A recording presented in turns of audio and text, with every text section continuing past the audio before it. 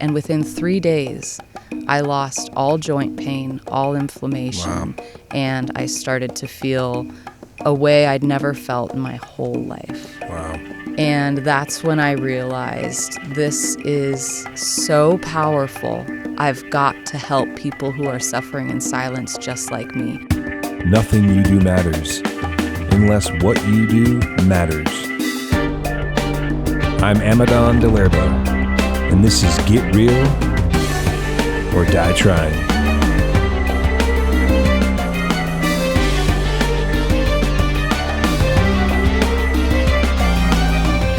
How we doing, tribe? Amadon, DellErba here with Get Real or Die Trying. I'm very excited to be here at my home, Avalon Eco Village, in one of our beautiful deep greenhouses here, our propagation greenhouse. I'm here with Brit Arthur, and she is the founder of Autoimmune Disease Awareness.com, and she is doing a lot of great work on social media and through her website and programs, educating people on a healthier life. And we've been touring around the Eco Village today and seeing stuff, and I'm just so glad that you're able to sit down with me and tell me about your story and what's going on. Thank you so much for having me. I feel so grateful to even be here in this beautiful, idyllic oasis that you've created for so many. And I just had recently found you. I've been touring the area. My husband and I are looking to live off-grid. And I'm always looking at what's, the highlights in the area. And I learned about this beautiful organic lifestyle and village that you've created, and had to know more because ideally this is how we should all be living. And I didn't know it existed. I thought I would have to leave for Costa Rica or Panama to find this kind of life in America. So I'm so grateful to be here today. Thank you for having me. Yeah, I'm super awesome to have you. Yeah. So yeah, let's go a little bit into your origins and how you came into the life you're living now, which from my limited understanding of your life is very different than how you were living, and kind of your awakening process. And you do currently have an organic swimsuit clothing line, so to Yes. speak, and you were in the fashion industry before that. And yeah, tell me about your whole process of how you came to where you're at now, and the things that happened in your life to kind of have that awakening in you. Absolutely. Gosh, where to start? I mean, I was a little girl, sick all the time. I was always in the infirmary in school. I always had a tummy ache. I always had asthma and acne and body odor and things that I was teased for ridiculously as a child. And so they really stuck with me. I thought I was just this broken, quietly in the bathroom struggling girl. And I noticed all my friends didn't have similar issues, and so I just quietly, silently, never spoke up about it. Just to my, at my physicals yearly, I would tell the doctor what was going on, and they would just prescribe me more medication. So my childhood, that's really what I remember most, is just the quiet struggle of dealing with symptoms. And as my life progressed in college, the symptoms continued, and I found myself in New York studying fashion design and a pattern maker at trade, and I wanted to really pour myself into making clothes that made women feel wonderful. And I remember some of my most vulnerable moments were in a swimsuit because you're showing all, and I would have body acne, body odor, just issues. I felt lumpy and bumpy while all the other girls seemed so free in their swimsuits. And so I really wanted to design swimwear that made women feel beautiful in their bodies. And I worked, the business this year will be 15 years old. I worked tirelessly on trying to make women feel beautiful in their bodies. And I would work long hours. I wouldn't stop to drink water. I would eat fast food. And I was never told that anything was wrong at the doctor's offices. So I just kept pushing my body to breaking point. And so for years, I just poured myself into my work, and, we're kind of taught that in hustle culture, that you just push through and take an Advil or have a cocktail or, just find your nearest numbing agent, not question its ingredients, and continue on. And at 34 years old, I was on a trip with my husband, and we were eating restaurant food. It was actually the Christmas of COVID year, and we wanted to go on a road trip and just get out of town and enjoy the holiday. And so we were eating a lot of restaurant food, cocktails, really just, enjoying recklessly. And I started to lose the ability to bend my joints. I started to have limping and I couldn't walk. I didn't know what was happening at the time. And by the time we got to New Orleans, which is we were driving from Orange County, California to New Orleans for Christmas, by the time we got to New Orleans, I could barely walk. And I thought maybe we were driving a Jeep at the time. I thought it was just a rough ride in the car. I couldn't put it together. I didn't put together all of these symptoms. And rewind to growing up, I was vaccinated quarterly. I was on pharmaceuticals regularly, antibiotics, just killing my gut flora over and over and over. And so my body never had what it needed to heal. Eating conventional foods, regular dairy, not organic, just not knowing back in the 90s and early 2000s that packaged foods have no nutrition. And so at 34, I was diagnosed with, finally, I go to the hospital, actually, backtrack. We get home from New Orleans. I go to the hospital immediately at home. We raced home to figure out what was going on. And the hospital sent me home with a back sprain and some extra strength ibuprofen. And just completely, again, silenced my complaints of 34 years old, not able to walk, huge red flag, what's going on, and again, left with no validation in my symptoms. So 4 days later, I ended up at a rheumatologist's office, and they did some blood work. And that evening, the rheumatologist called me and said, "Oh my goodness, your inflammation levels are off the charts. Your CRP levels are the level of a cancer patient's, and you have the genetic marker for this spinal autoimmune disease. I'd like to immediately put you on some severe steroids and get you on a pharmaceutical that you'll inject in your leg the rest of your life." Wow. And I go, okay, wait a minute. I've done a lot. Over the years, I had quart-sized bags, 4 different quart-sized bags of all the pharmaceutical drugs I'd been prescribed, so nothing could be repeated.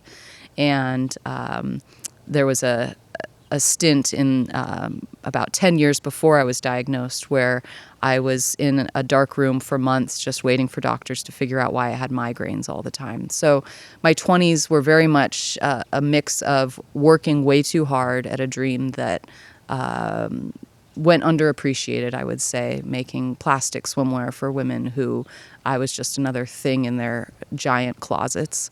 And then fast forward to 34 years old, I was faced with, okay, I was at a turning point. I was like, there's no way. I lost the ability to walk completely by the time we had gotten home.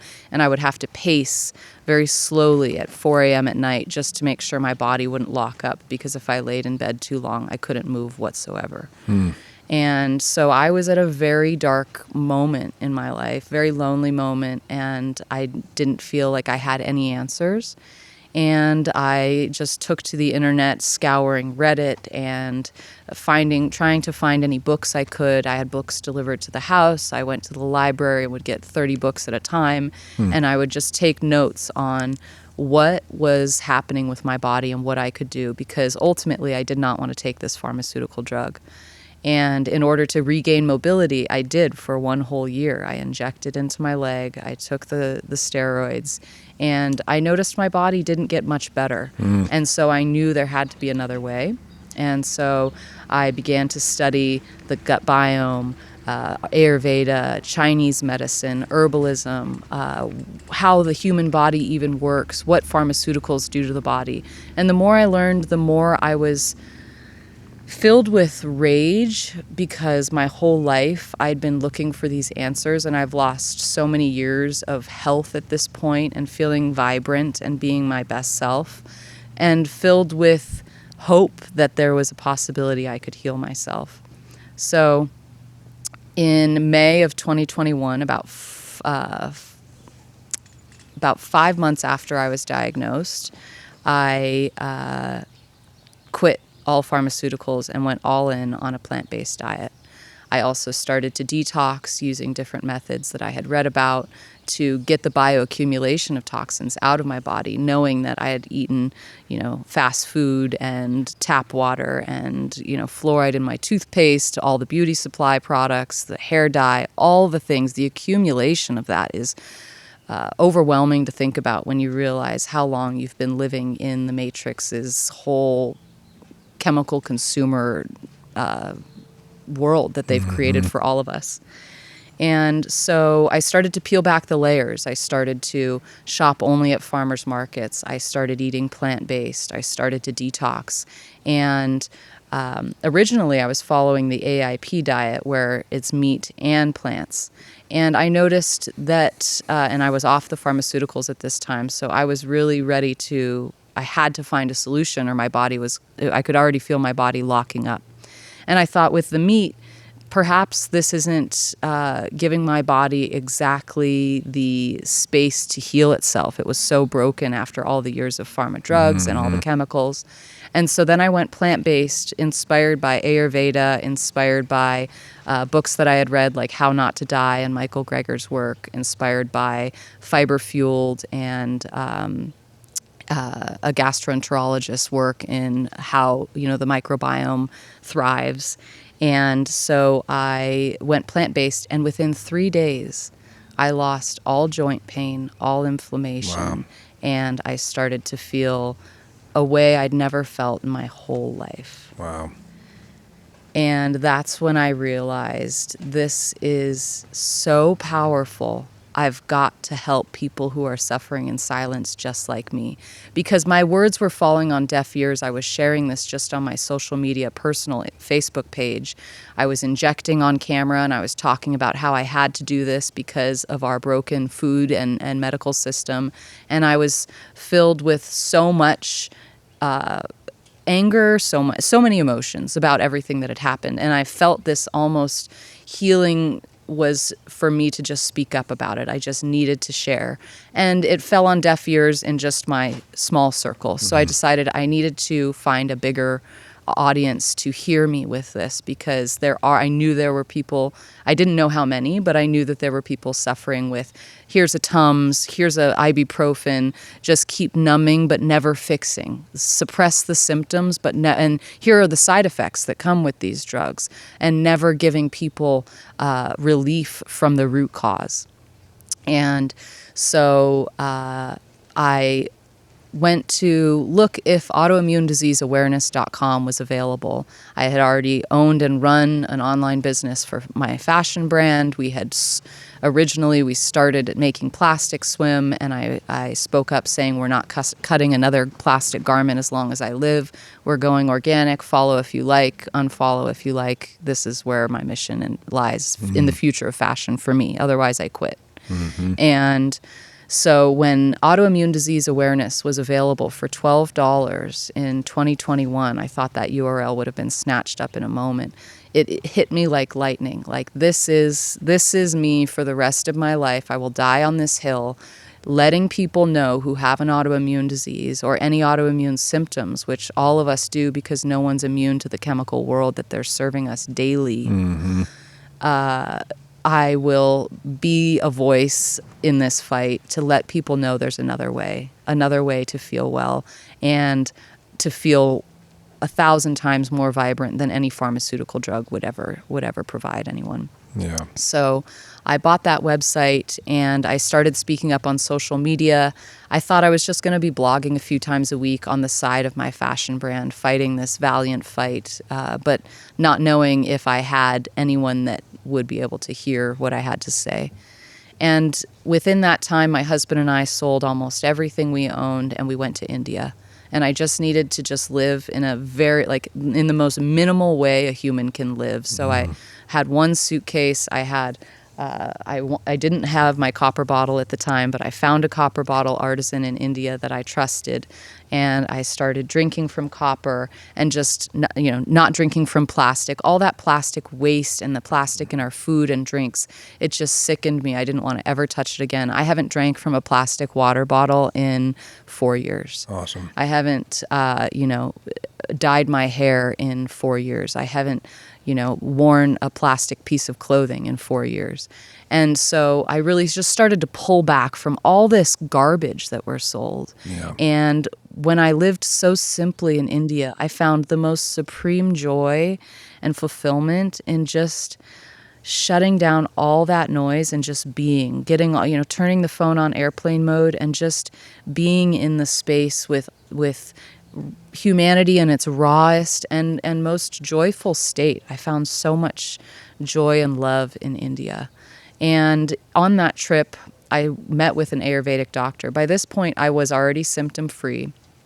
And backtrack, before the trip, my brother, who's a mountaineer, we went on a hike, an 8-mile hike. I went from not being able to walk in May I couldn't even bend my joints enough to turn a doorknob. I had to ask my husband to open doors when I needed to use the restroom. Wow. He had to pick me up out of bed in the morning. I was that immobile and that stiff from the toxins just built up all in my body. And 2 months later, by following the steps I share in the Feast to Wellness protocol, which is available for download worldwide, I was climbing an 8-mile hike with a 60-pound backpack with my brother right up the Sierras outside of Bishop in California. Nice. And that hike, I just was so filled with joy, relief, and excitement. I had just bought the website URL days prior, knowing that my body could overcome so much hardship for 30 plus years and turn it around like that. Yeah. Just from lifestyle shifts. Yep. And I was so excited to share this with everyone I knew, thinking they would all transform their lives too, but no such luck. That wasn't the way. So going to India was a great just purification process for me to just, shut down all conversations in my life and just tune inwards. And I met with an Ayurvedic doctor when I was in India. I wanted to experience a completely herbal-based medicine system.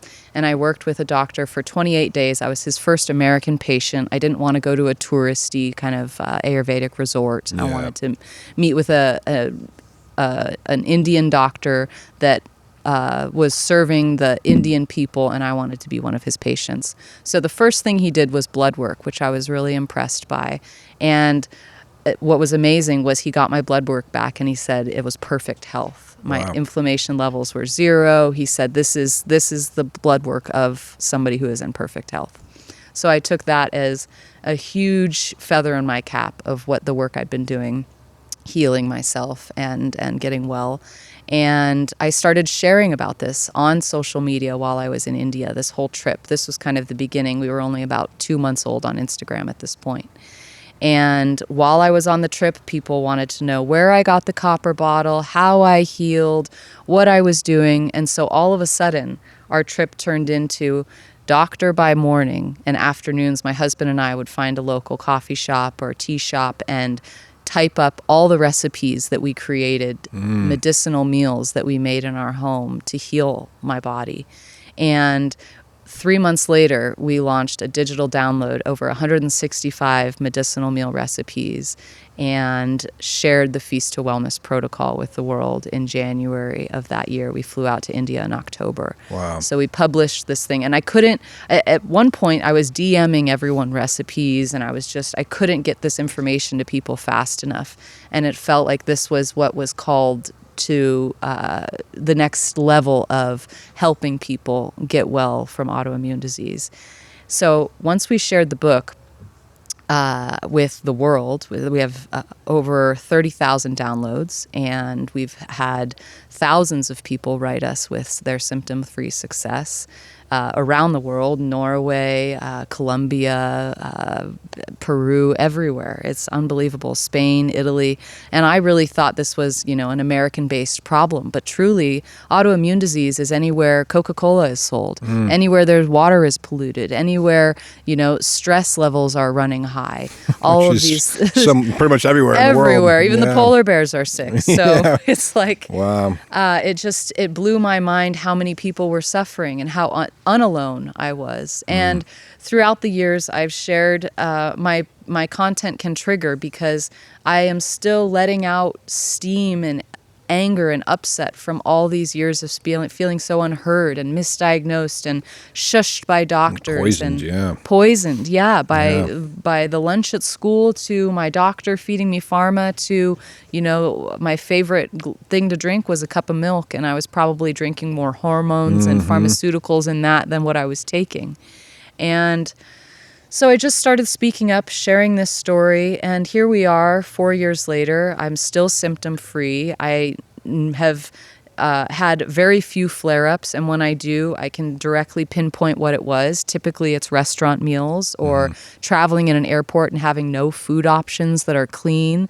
Being on a flight, just the EMF from long international flights. I'll come off the flight with a sty in my eye because the screens are blaring in our faces, and the EMF and the whole thing just sets my body off. And I can just pull it back. Then I come back to the tools that I use for detox, breath work, enema, all the things I share, and the routines in the Feast to Wellness protocol. And so that's really the story in a nutshell. I was the girl eating, Taco Bell and acting like my body had an unlimited resource of wellness to work off of. And I never knew how unwell I was until I got well. But I've been suffering symptoms for so long that I never even would speak of it to anyone. I thought body odor was just my body. I thought acne breakouts were just my thing. I thought asthma every once in a while was just part of life. For me. And now I've never had allergies in 4 years. I haven't had asthma. I don't have breakouts. I never get a pimple.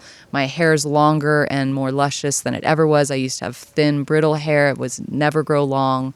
And there's just so many payoffs to living this way. But it's so hard to convince anyone to drop the pharmaceutical meat that's in grocery stores and the hormonal dairy and the hormone injected dairy and the chemical ultra processed foods and the seed oils and the restaurant meals and the cocktails and the coffee in the plastic cups and the makeup and the hair dye and all the things that were sold. They are all such a burden to our body, and we have no idea how beautiful life is on the other side because we're all in this world, this toxic, unregulated world together. And to try and reel it all in can feel overwhelming, but I try to be that place where it's one small choice a day. Start to shift how you live so that your home is your healing hub, because if you don't have a place to recharge your batteries and get well and feel nourished truly, then you're lost in a sea of chaos. And our nervous systems can feel that. Our bodies feel that. That's why we have that endless exhaustion, fatigue, anxiety, irritation, depression. And what's funny is food is fuel. And we're not seeing it that way. We're seeing it as the next fix, the next numbing agent, and we're also starving all the time because we're not even eating the right nutrients. So we're overeating because we're not nourished. We're undernourished. And we don't even know what it feels like to have our magnesium levels perfect, to have our copper levels not deficient, to have, our calcium and iron in a beautiful balanced state. And what that does to the body, it brings you the most success in your life. It brings you love for yourself and your relationships. It brings you natural beauty that glows from the inside out. It brings you fulfillment and peace and joy. And instead, we're just like these lemmings all walking around, just stuffing our faces with chemicals, wearing chemicals, wrapped in plastic, angry, irritated, and unloving to one another. And if we all just slowed down, took a breath, nourished our bodies, maybe did a fast after we nourished our bodies. It shouldn't fast before you really fill the tank. And took a beat and just looked at our life like, take a helicopter up and look down at the way you've laid out your life. Is this what you want? Is this the life I've designed for myself? Or is it happening to me, one chemical wave after another? Are my social settings, are my career, my life choices, the way I spend my free time, am I filling my tank? Am I giving my sacred, only one shot vessel. We don't get another body in this life. Yeah. Are we giving our bodies everything that they deserve to find our highest purpose on this planet and be a part of a community that is setting up for the next generation to have success? Or are we just part of the pollution problem, and are we just buying and supporting these corporations that are killing us for profit? Yep. And that's the biggest thing that I really want to convey to the world, is that we all have the power to be the change through every single small choice we make. Am I filling my copper water bottle today and charging my body in a biological electric way? Or am I reaching for the nearest plastic cup because it's convenient and is a quick dopamine hit? Yeah. And so each small choice matters. Are we fueling the world towards, true freedom and joy and fulfillment and better for our children's children?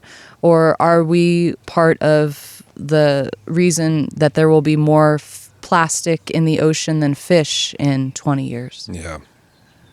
Yeah. Wow. Thanks for sharing. It's a lot. Yeah. It's very cool that you didn't settle when your doctor told you you're going to have to live, the rest of your life on these injections. And I think that's kind of the starting point for me in hearing your story, where you made a conscious decision, and so many people just fall into line, so to speak. They just do what their doctor says, or they take the easy path. They want a pill, they want a fix, they want a solution.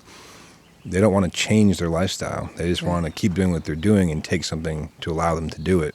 Right. And that's the American way, and it's just gluttony, overconsumption, lack of awareness in their choices in living, and really unbridled liberty, of just, I want to do whatever the heck I want to do and have no negative results. Right. And just live this life of the best way I can think of it is just complete unawareness, But these bodies were created to be nourished, to be taken care of. Right. And American society is just so immediate gratification. Right.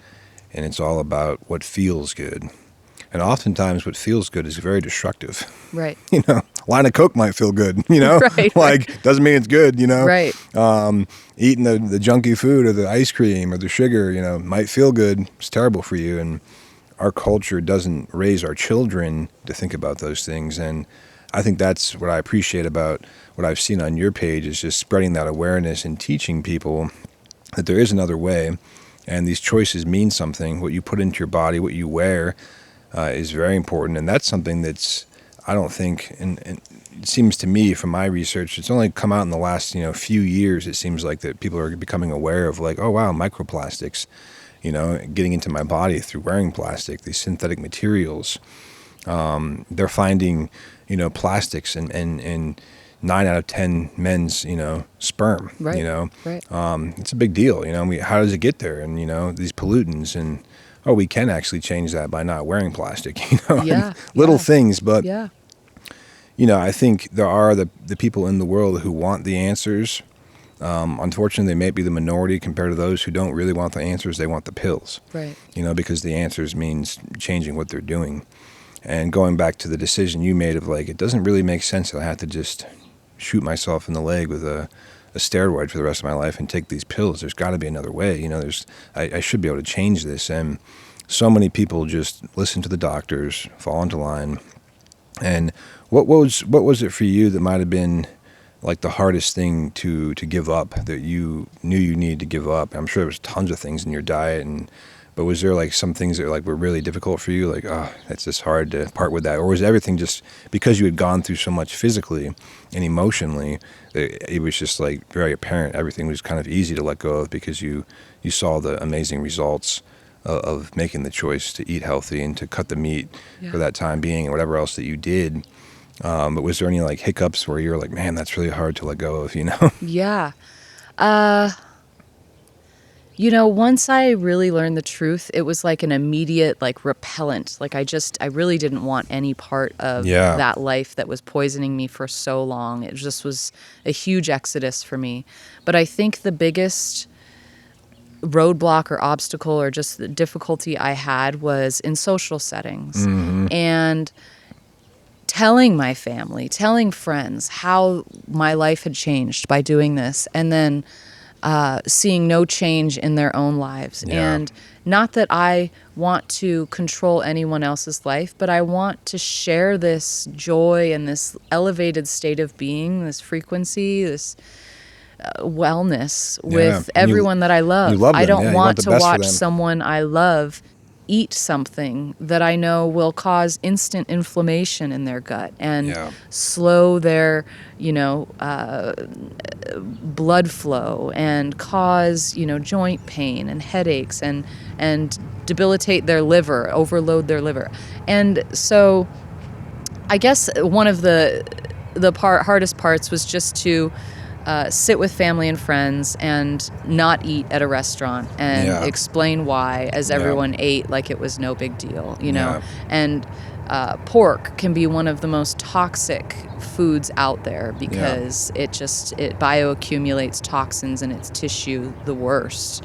And so I'll be sitting at a Mexican restaurant with family and the number one thing that's ordered is carnitas. And I loved carnitas back in the day, but it's also the number one cause of brain parasites and dementia and Alzheimer's are huge, things that a huge diagnosis that so many of us face later on in life. And there's a way to live to prevent those diseases. And I just would love to see, the people I love. I wish I could wave a wand and protect everyone. Yeah, I can relate to that. Yeah.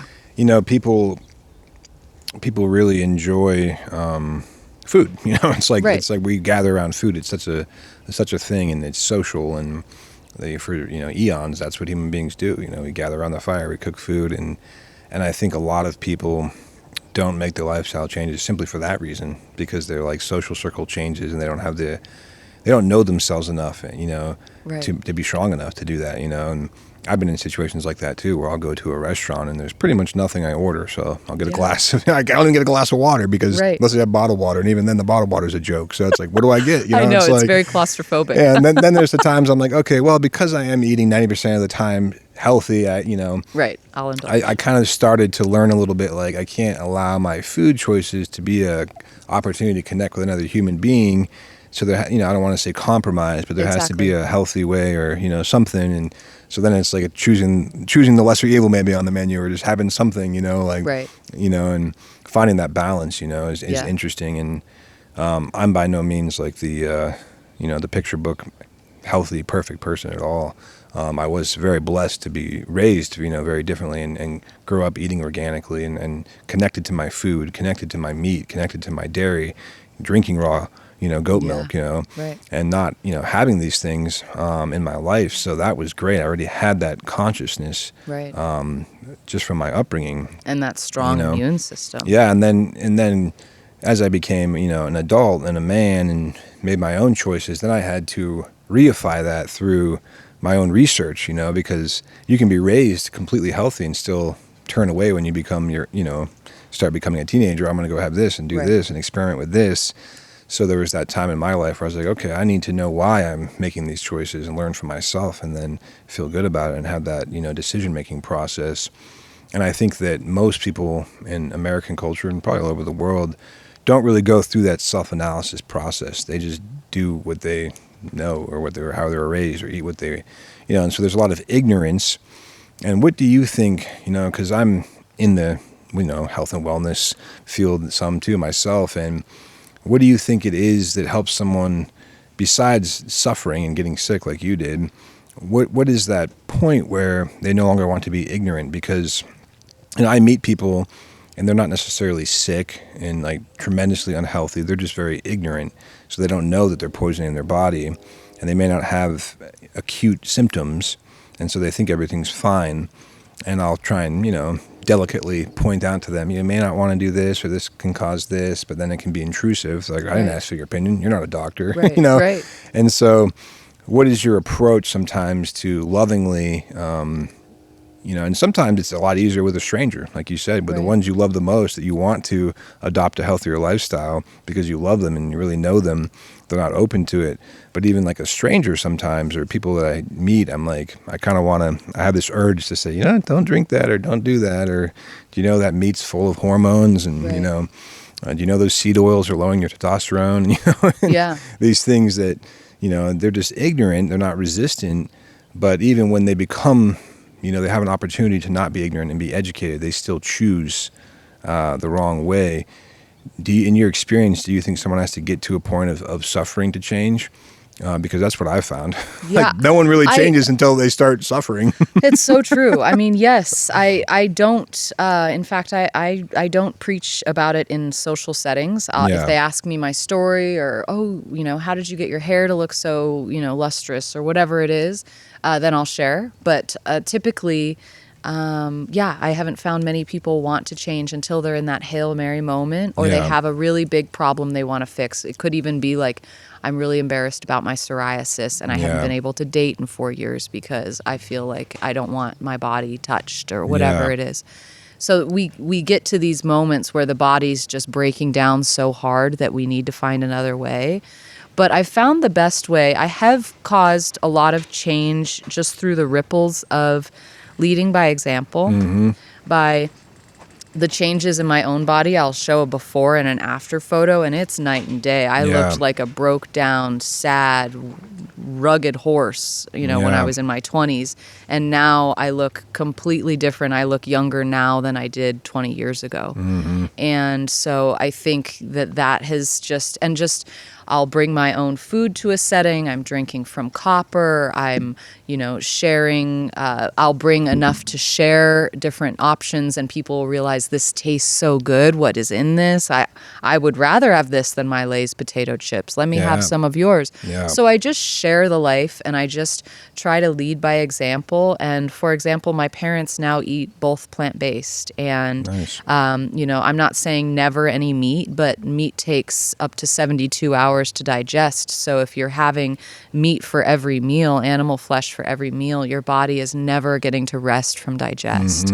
And access to clean, good meat is very hard to find. Very hard to find. So if you're going to eat meat, you want it to be really good. Absolutely. Meat that's raised in the right way. And absolutely. That's a conversation. We had a plant-based restaurant in Tucson for about 6 years, and naturally that would attract a lot of hardcore, vegans. Right. And I would get in discussions, because I personally am not a vegan, although I believe in the plant-based diet, especially for detox protocols and doing it for periods of time. And if you're going to eat meat, again, it's got to be high quality, and you got to know where it's coming from. But I would get in these discussions with vegans about meat, and obviously there's the vegans where it's a moral thing. You're killing a living animal, which is a whole other subject. Then there's the ones where health, more health awareness about how long it takes to digest and things like that, and the pollutants in meat.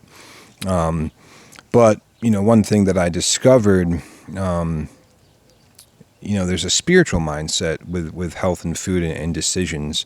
And I found that, it was kind of the first time in my life I had been interacting so much with these hardcore vegans, and they became so fundamental that they were basically, like, in my opinion, my experience with them, similar to a dogmatic fundamentalist religionist, and so that became their religion. Right. And so then they're creating a separation, and they have judgment and self-righteousness. Right. And so then they turned off people, from what they really wanted people to understand, the benefits of not eating meat, because then they just turn people off. Right. One thing I've appreciated about, your page and from what I've seen is you don't have that self-righteous, attitude, or like, you guys who are doing this, or, are just stupid, or, whatever. Right. You're just No saying, judgment. this worked for me. Like, this is what I'm doing. It's working. It's healed me. Try it for yourself. Absolutely. And that's a really wonderful approach, which is lacking, I think, in the world and health and wellness industry. Of course, is blown up with these influencers, and everybody's got the answer and the fix. Right. And this is the only way. And eat this, don't eat this, take this. Right. And there's kind of this posturing that isn't attractive, for people to follow. But when you're just presenting the facts, and presenting the before and after, and this is what I did, and you're not saying this is the way, this is how you do it. If you don't do it, you're a bad person. If you eat meat, you're a killer. If you do this, and that turns people off, Yeah. And so I've learned over the years, in my own personal walk, trying to inspire people to be healthier and to be connected to the land, that it's just showing, how it's worked for me. And the discussion with meat for me has always been like, I raised my own meat. Yeah. I butchered chickens when I was 5 years old. I was connected to the meat. There was a different process. It was sacred. We honored the animal. It was just a life force thing, that was different. And, that, when I would share that with people, the vegans who are very hardcore, it seemed like it helped them understand differently, that it wasn't just an unconscious thing. I'm not going to McDonald's, Right. I haven't eaten a McDonald's burger in, 20 years, Yeah. maybe even longer. Yeah. And so coming from a place of just your personal experience, I think is always the most effective way of teaching someone, and not being on the pulpit, so to speak, and Right. saying you have to do this or you're going to hell, so to speak, metaphorically, whatever it may be. Right. And I think, circling back a little bit to the medical industry and health, we all know that in America, they make us sick so then they can treat us to make money off of us. And want to get your thoughts on RFK, and I don't want to get political because I know he's a part of the Trump administration, but if you remove the administration and all that and just what he's doing with food, and I don't know if you're aware of all the things he's doing. Yeah. He recently flipped the food pyramid and different things, and I think he's doing a lot of good work. And I've interviewed RFK, and I think he's a genuine man. He really wants to make America, healthy again, to use their phrase. Yeah. But he really cares about the children, and he really knows the vaccines and the things that we're pumping into these children, and the lithium and the metal and the sugars that we're eating and the dyes and all of these things he's trying to take out of our food system, which I really applaud him for. To me, in my short life, he's the first person in a position of that high authority in our government who's actually kind of saying these things. And if you think about 20 years ago, people who were talking about the stuff he's talking about were seen as conspiracy theorists and goons and weirdos. And, I'm just amazed that, our country has just been eating poison. Right. It's so normal to eat poison. Right. Like we just open a package, it's poison. We drink poison. It's just so normal. And getting away from like, hey guys, we're all being poisoned. And I've talked to friends of mine who are now being through, his work and stuff, are like, wow, like they didn't realize that. And I thought it was really cool that, it's unfortunate that it had to be such a high position. So maybe they respect the position, and so they listen to him instead of listening to, you or even me or anybody who's been living that way, but they'll listen to someone in a position of authority and like, oh, wow, this must be true. Maybe I'll stop drinking soda because it's killing me. Right. Stop eating red dye because it causes cancer. No, absolutely. I think we need to have this conversation mainstream because it's killing us, and it's robbing our children of their childhood, and it's destroying the planet on so many levels, physical, spiritual, everything. And I think that the work RFK is doing is amazing. I think that it's been a long time coming, and thank goodness there's, a space for it now. I think he's just getting started. There's so much work to do. I don't envy his position. That's there's just, in trying our broken to get political these things. system, whoever goes into office next could reverse everything. Exactly. And that's how sad this system is. Yeah. And, at the end of the day, the Coca-Colas of the world really have so much power. Yeah. And so the only way we can take away their power is if we all collectively stop buying. Yeah.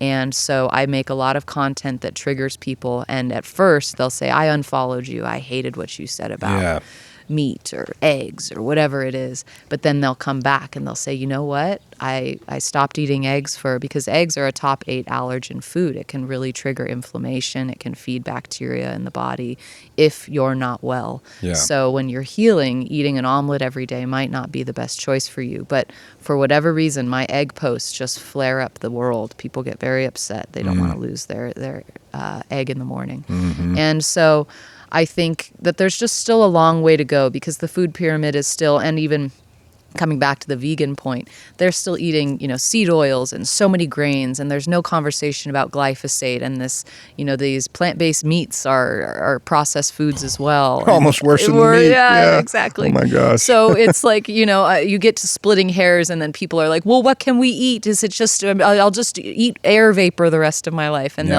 they'll be sarcastic about it, and I don't even read the comments on some of my posts because it's just too toxic for me. I need to stay away from the trolls. I'm surprised there's not more outrage sometimes from Americans after they become aware of, like, wow, we've been poisoned by our food system, by our health system for so long.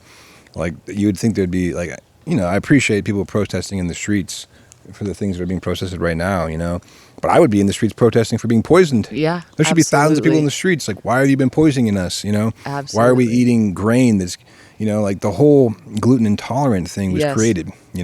People go over to Europe and they eat ancient grains. They have no problems. No problems. Here, genetically modified grains and all that, and the way it's processed and dyed and all that causes extreme inflammation. Right. And then you got this whole industry. Let's make money and sell the gluten-free products. Right.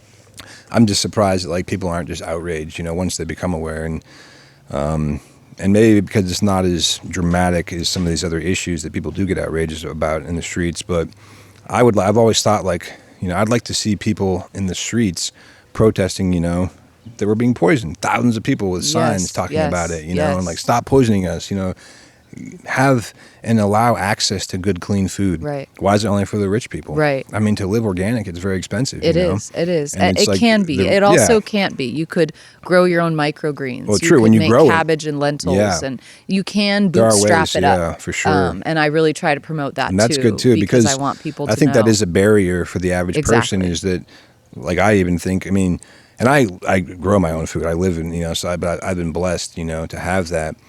But I also know what it's like to travel and to purchase organic food and to try and find healthy food. It's quite costly. Right. When I try and keep the standard of the way I eat here in my home out there, it's very difficult. Not even possible usually. Right. And if it is possible, it's quite costly. Right. But there is a barrier. Like, people think, oh, I just can't afford to eat healthy. And I think, like you said, it actually is possible. It may not be able to be everything. They do make it inconvenient. Every corner is selling us chemicals from the wall.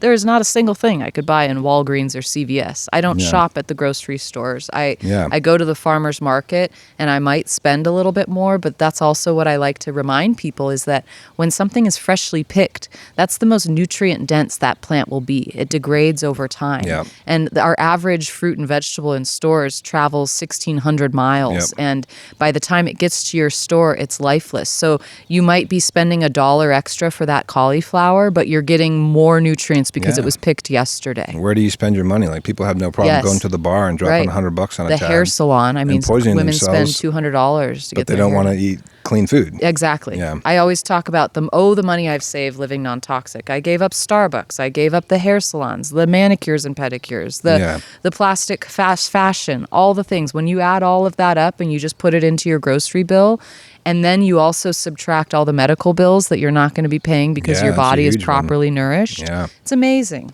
Yeah. It's amazing. Where is the intersection for you of health and wellness and, like, spirituality and consciousness? Is there a philosophy that you prescribe to in your own life of what's been the spiritual side of the process for you, Absolutely. I was raised Catholic. I went to Catholic school all my life. I do believe I'm a Christian woman. I do believe in Jesus. I do believe in angels and the Holy Spirit, and a divinity that surrounds everything. I believe each God exists in every one of us, and I think these chemical foods and way of living muddies that water. Those are waters inside of us, and before we know it, our whole ocean is polluted inside of us, and we're anxious and angry and disconnected from source. It reduces the receptivity to divine leading. Exactly.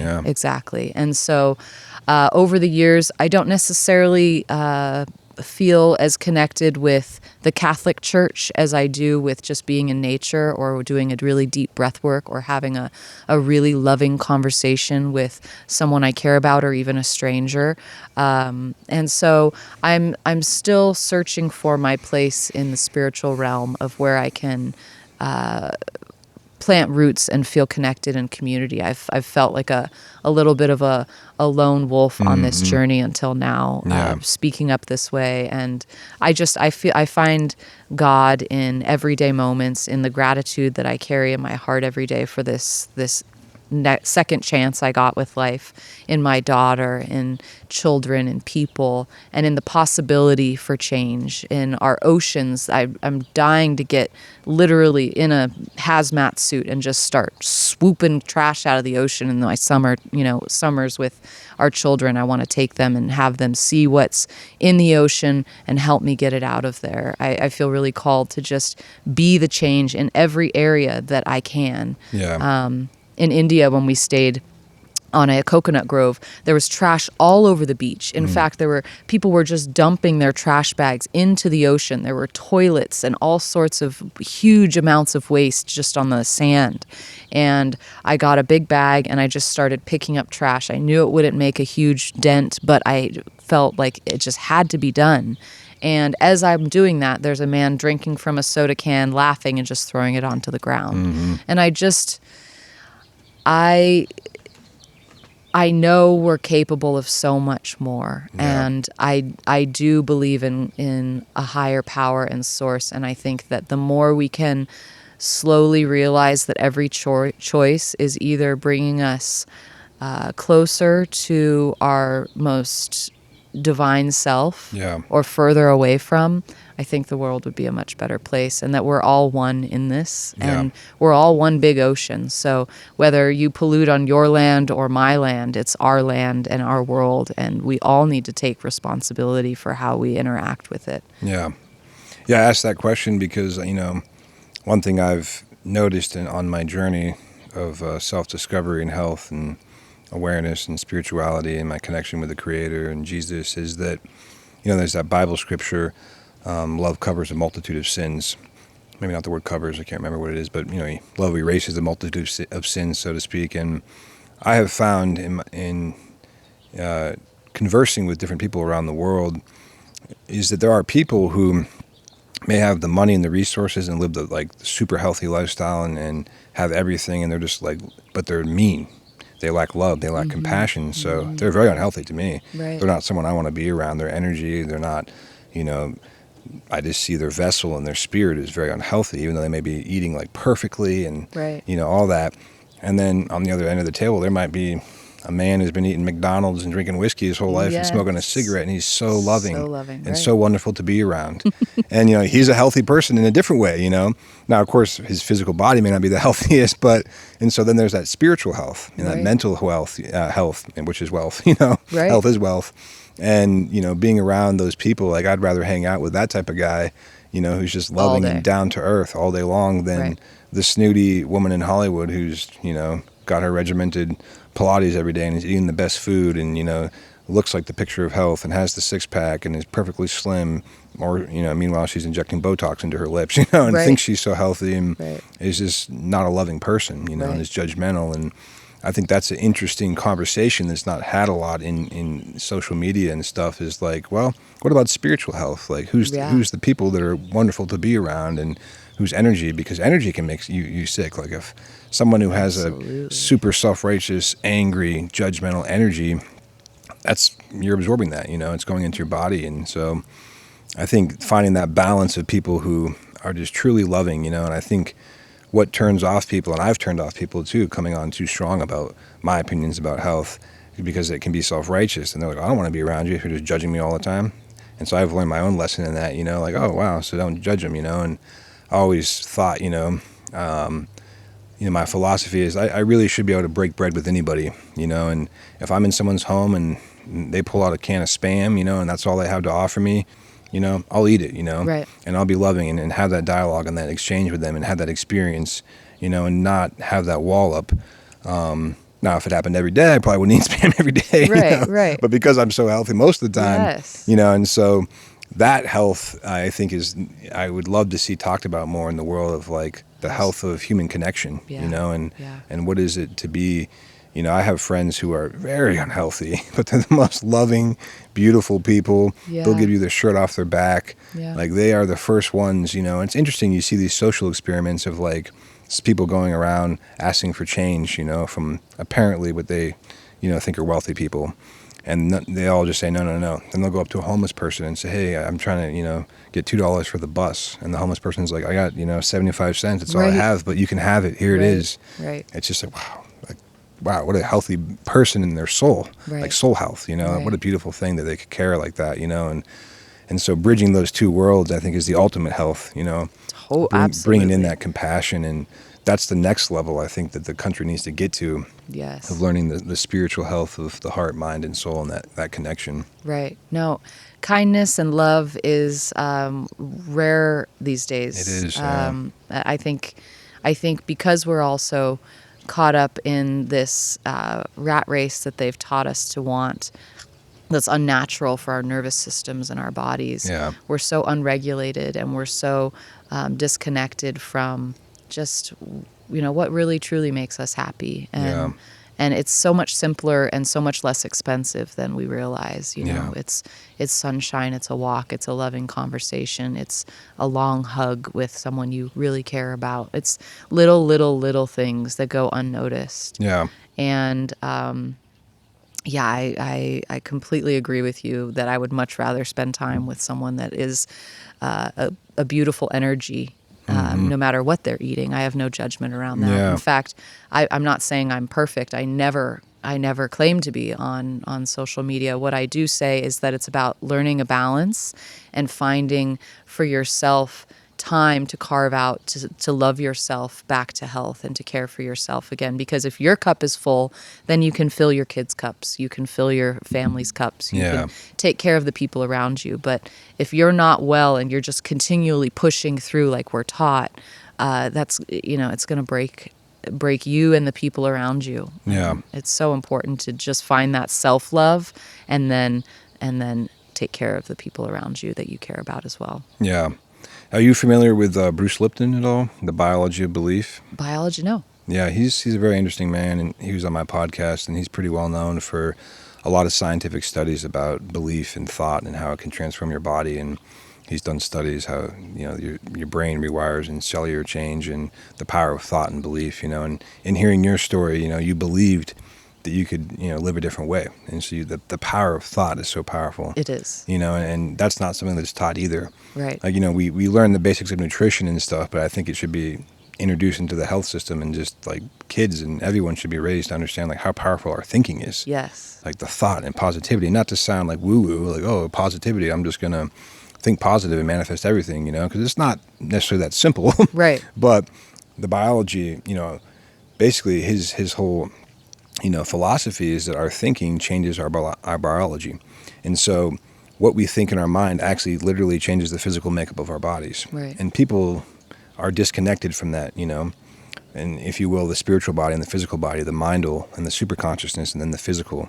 And so that's another layer of like extreme health. I call it extreme health is when you really start watching your thoughts, because Yes. thoughts are poison. Totally. Thoughts are toxic, and I'm not saying this because I have it down. Like I'm the first guy to have like an angry thought, then I can feel it in my body. I'm the first guy to kind of get impatient sometimes, or, be aggressive or have a judgmental thought. And all those things poison our body and change our body and make us sick. Yeah. And I think disease, a lot of people manifest disease because they're mean. They manifest disease because they're unhappy. Mm-hmm. They manifest disease because they're constantly judging other people. Right. And so, yeah, there's foods involved in that too. But when you really start getting deep into health and, the spiritual mind, you start realizing that people are sick, and, including all of us, any of us can be sick because of our wrong thinking. Right. And that's another kind of unexplored, in some ways, terrain of the health Absolutely. industry. Absolutely. I'd love to see that become a conversation that's just like an everyday conversation, like talking about, Totally. The things we already know. Sugar's bad for us. Well, me being judgmental of you and rude to you is bad for me, Right. And having like that awareness, I think is the next level, especially for Americans in Western culture to take. I think it's more prevalent in Eastern philosophy and Chinese medicine, It is, yeah. and in India and Asian cultures, they kind of have this awareness around conducting themselves, and that it's all related. They have a whole Right. systems understanding that Westerners don't really have. Right, And right, so right. you got people who are, preaching about health and wellness, and then they're just a terrible human being. Right, So right, it's like, right. you're pretty sick.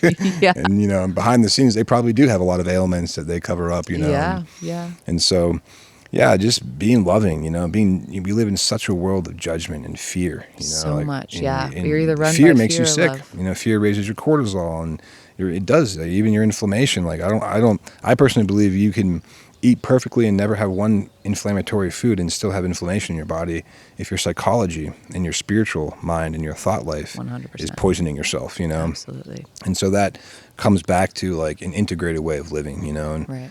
again, that takes work. You know, it takes a lot of work to change yourself, to look in the mirror, to identify these things. You know, we can go get blood work and see the markers that need to change. Right. We got to get the spiritual blood work. Right. You know, and to get that, sometimes you need assistance. You know, you need spiritual elders, you need guides, you need mentors to go to. And like, that's something that's also lost in Western culture is like, it's just, and community support. And it's lost to go to a mentor, to go to an elder and say, hey, you know, like, can you give me some feedback? Do you have, you know, like, you know me well, someone who knows you, you know, what is it in my lifestyle that you think I'm doing that's not serving myself?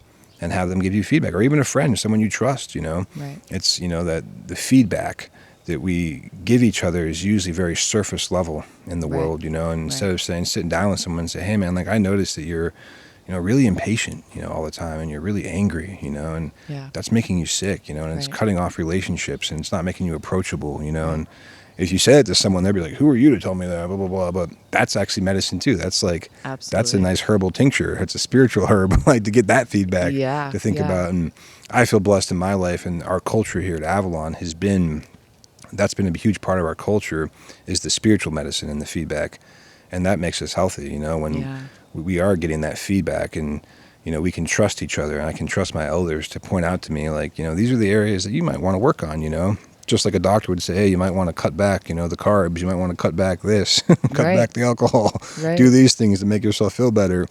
There's the things that we need to do to make ourselves feel better in our interactions with other human beings, you know, and I'd love to see that come into the mainstream. I just started something recently because there was a summer where Instagram shut me down. Oh, really? And so for speaking up a little too loudly. And when I came back, I realized how much I missed community and how much Instagram was just such a surface level of connection. And so I started this recent community online where we get together weekly. It's called the Healing Circle. And I had everyone fill out a health history form before getting into the group, just to get a background of where everyone's at, what their diagnosis is, what their sleep is like, their stress, what they ate as a child, different questions, 2-page simple questionnaire. And everyone across the board had ailments, of course, and trauma from their childhood.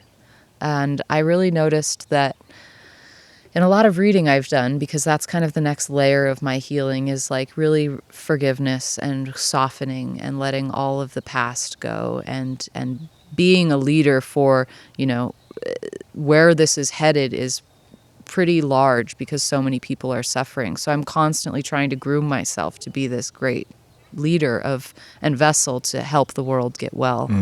And the traumas that people have faced in their childhood, and completely uncharted waters, and so much pain, and not knowing how to transmute that pain and how to be an alchemist and turn that pain into purpose and power is something that is missing in this world. And I think we all have our mountains of grief that we've walked through, our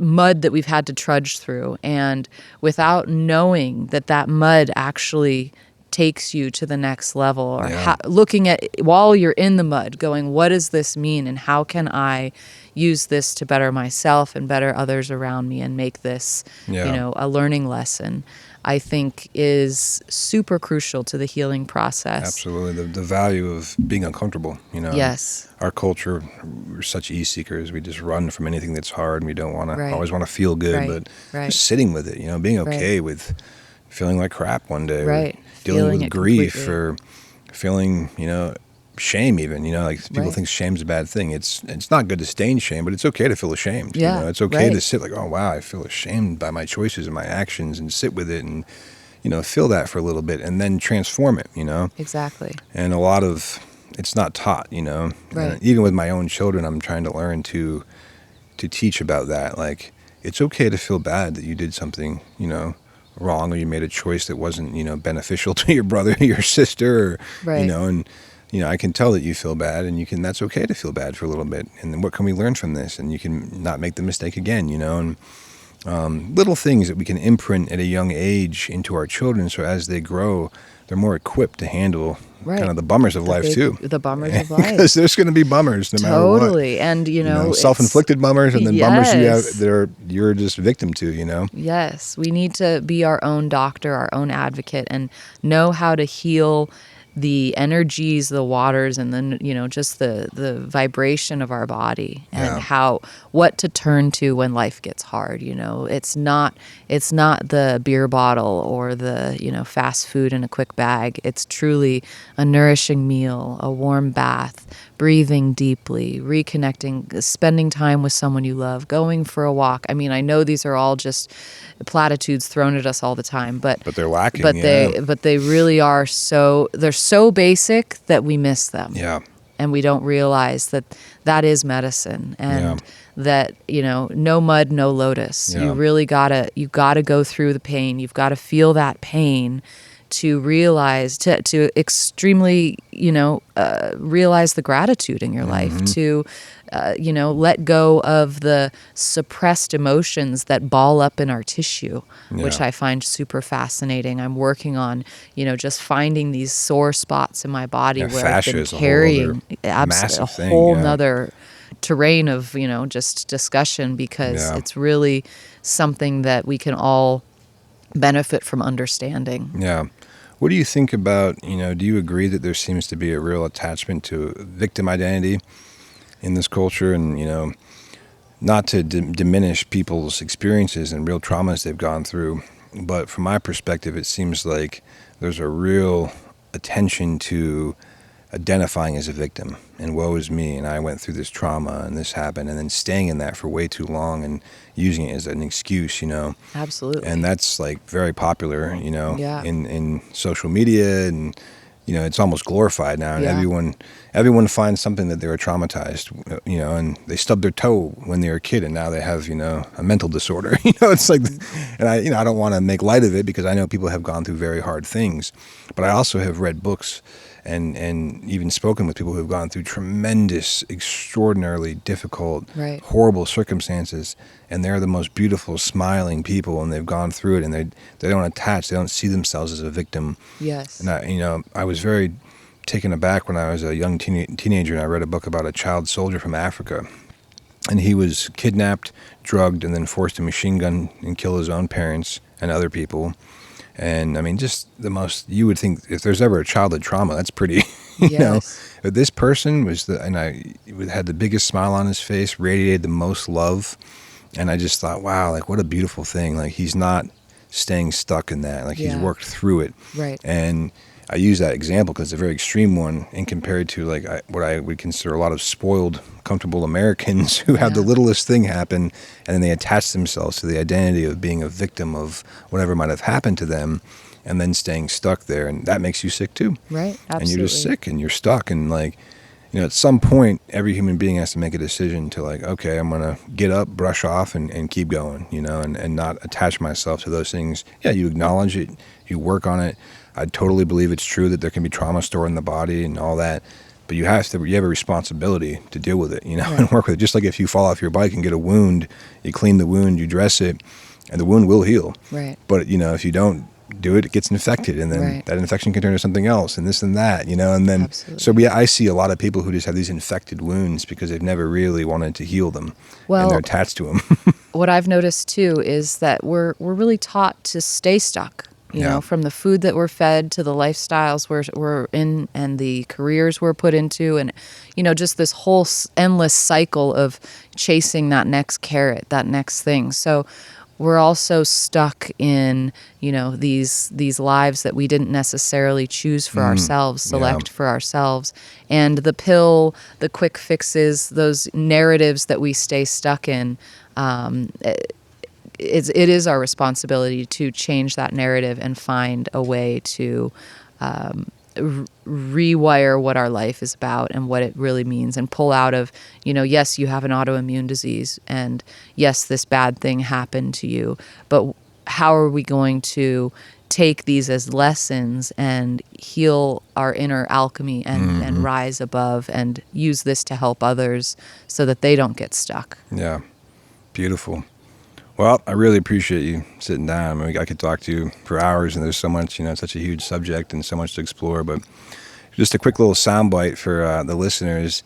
If you could name the 5 most, what you would consider the most inflammatory foods that people should maybe cut out if they're dealing with inflammation, what are 5, like, just really bad, foods and drinks or whatever that cause a lot of inflammation in our bodies? Okay, number 1 would be seed oils. They don't belong in our body. Our body doesn't recognize them as food, and it causes instant inflammation. So fried foods, restaurant food, I avoid very vocally.